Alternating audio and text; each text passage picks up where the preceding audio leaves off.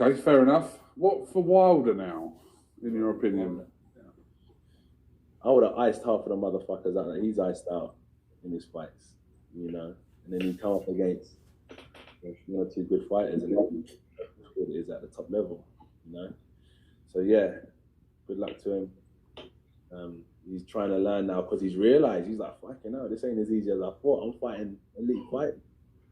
Fought Fury, and he realized that shit, Fury's a decent fighter, you know, and he's getting the experience he needs. I'm experienced now, been in with all styles, I've taken losses, I've had wins, I've tried to box, I've learned to fight, I've taken big punches, tried to learn the sweet science of boxing, hit and not get hit, and use all that experience. He's just learning that now, and he can use that. And if he does use that as fuel, he can go far for the next 4 or 5 years of his career. Good luck to him, but it just shows, you know, coming up young fighters, it's good to be protected. Those are the words of Anthony Joshua as he speaks of Deontay the Bronze Bomber Wilder. And he basically says that two things I extracted from this, right? One, he says that Deontay Wilder is a cherry picker. And two, he says Tyson Fury is a decent fighter. You know, let me counterpunch. I like how AJ explained it. He didn't come out and called him a cherry picker, but he did in so many words. You have to be intelligent enough to know what he's saying or to listen to what he's saying. A lot of people don't. And he said it and he explained why. Like half the people that he fought, he would have iced quick. There wouldn't have been any 40 some odd fights, you know, or he could have whooped those guys that Wilder has faced. And to answer that, I believe that. But I also believe that styles make fights, you know, and when you're dealing with these guys that fought totally, you look at all their careers. You look at Anthony Joshua, you look at Wilder, and you look at Fury. Well, none of these guys have fought the same amount of people, or the same people, should I say. And it's just a big question mark on what and who would have done what. Now, logic tells you that I can't say that he wouldn't, but then again, I would put my money on Anthony Joshua beating those guys that he fought. You know, probably a younger Ortiz. I don't know about Ortiz now. You know, that's a question mark. But then it's a question mark for Ortiz anyway, because he hasn't fought a decent opponent in years since Wilder. So we don't really know that. And as far as Tyson Fury goes, Tyson Fury is a guy that's pretty much done the same thing. You have a guy that has been praised and praised higher and higher and get ranked higher and higher for doing the same exact shit that he already done. You can't make it up, you know, and it's not bashing Tyson Fury. It's just showing it that he's done that already. You know, something that you've already proven to do is standard, basic, but then people looking at it as like the best win that he's ever had. It was one of the best fights that I've seen in a long time, but then, you know, he's already done that. He did that in February of last year. So granted, you know, almost 2 years ago. Well, back to AJ explaining, you know, like, hey, these guys, he's just now learning that those guys that he fought, and he gets in there with a decent fighter like Tyson Fury, so he says, decent fighter. He's struggling. And that's true. That's what you deal with when you get protected that long. Notice that was the last thing, and I turned it off with the word protected. Wilder was protected. Now, before I used to bash Wilder to a certain degree or criticize him, you know, because, you know, it's bashing to a Wilder fanatic or a Wilder Channels United member.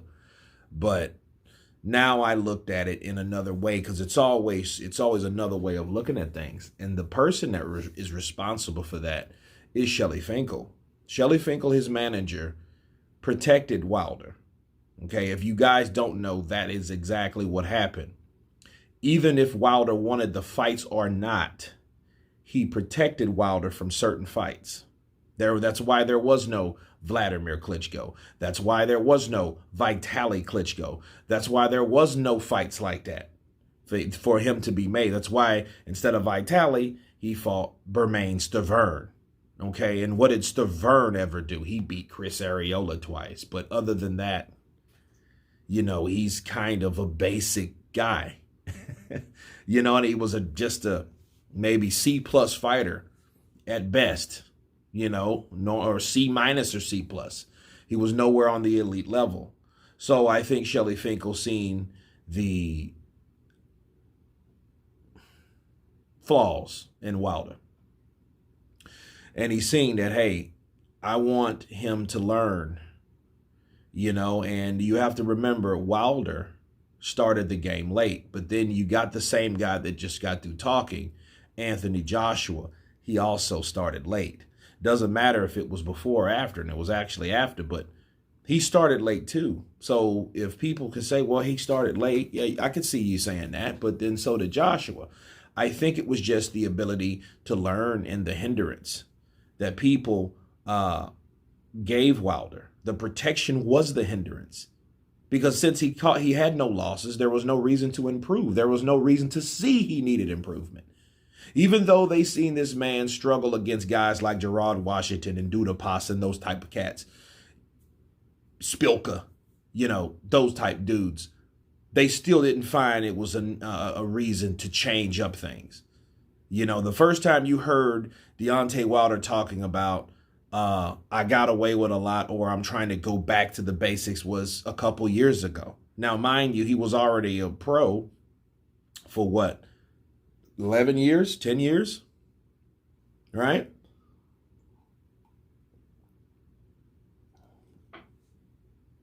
So that was the only time. And he said, and he admitted that he got away with a lot of stuff. But it goes to show you that Joshua was saying like, hey, he now is starting to learn. And it wasn't a diss video. Neither is diss to Wilder. It just shows you when a fighter is protected. And I want people to understand, using Anthony Joshua as a reference, that as long as Wilder, you know, I think he can go far with Malik Scott if he's willing to learn, which I think he is.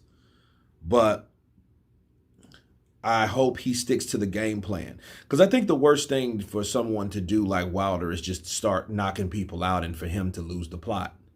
Because I know that's what happened. People just relied on his power. He's the hardest puncher in boxing history. And those type of things. Those are just slogans. That's not truth. That's an opinion. But it's also marketable. So you see someone like Wilder hit you with one shot. Look what he did to Ortiz. Look what he did to Dominic Breazeale. All in 1 year in 2019.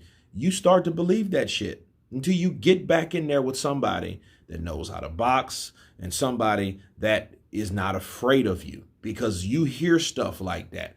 The hardest puncher in boxing history. It makes you kind of scared. He was almost, that's an intimidating factor. You know, a guy that's towering 6'7", you know what I mean? Broad shoulders looking at you like, you know, you know, you would think that type of thing. But, you know, but what Joshua said, I think it's true. I think a lot of times, I don't think it's necessarily he was cherry picking, because I think the fights were picked by someone else. That's what I would say. Now, if Deontay Wilder had a choice in the matter, that's a totally different story. But from what I was told about Wilder, Wilder did want the Klitschko fights. He did want those challenges. He just wasn't allowed to have those challenges. Okay, so I want people to understand the difference. But anyway, you guys tell me what you think of Anthony Joshua calling Deontay Wilder a cherry picker. Of course, please subscribe. And you guys been Counterpunch. Peace.